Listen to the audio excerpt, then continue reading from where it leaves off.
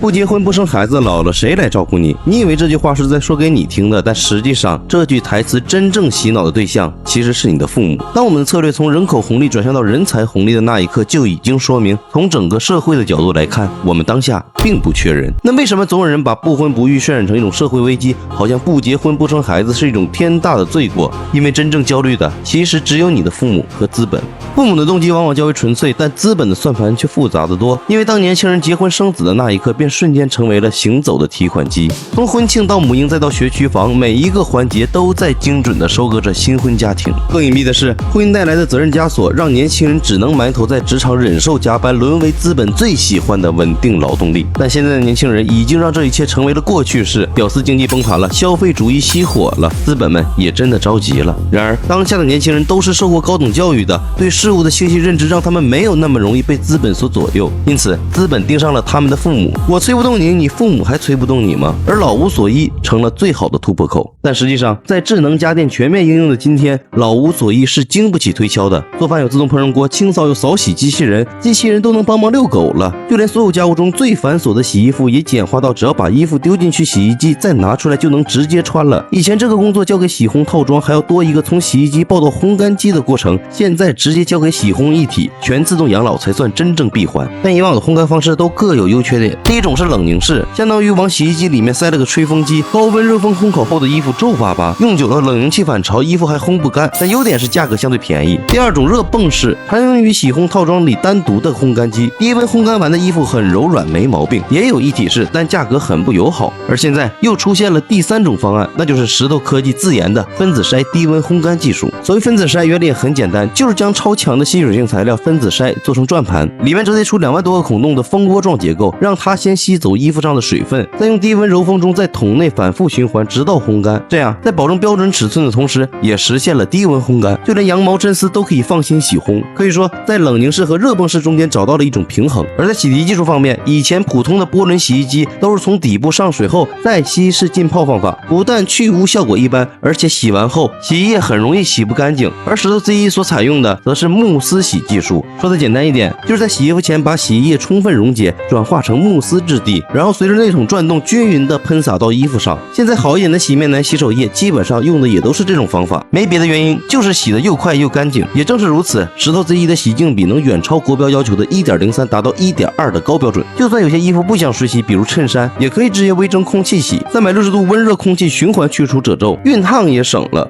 最关键的是能做到 APP 远程控制，上班前把衣服丢进去，下班前开启洗烘，就算来不及取出还能智能托管。出差或者旅行完到家前，可以提前来个桶自洁 UVC 除菌加高温除洗，消毒杀菌后到家就可以直接把衣服丢进去洗，堪比找了个洗衣管家。别说是年轻人，就连老人都能轻松完成。在智能家居全面普及的今天，照顾人、干家务这些早已经不能成为捆绑年轻人的枷锁了。养儿防老的逻辑早已经被时代淘汰，科技的进步已经成为年轻人最坚实的后盾。想让马儿跑，就必须让马儿能吃饱。与其不断的和年轻人贩卖焦虑，不如真正的考虑年轻人缺的到底是什么。想要打破这个死循环，不能只靠年轻人想开点，更需要资本拿出来货真价实的让利。毕竟只有当年轻人不必在生存和生活之间做抉择的时候，婚姻才能真正回归爱的本质。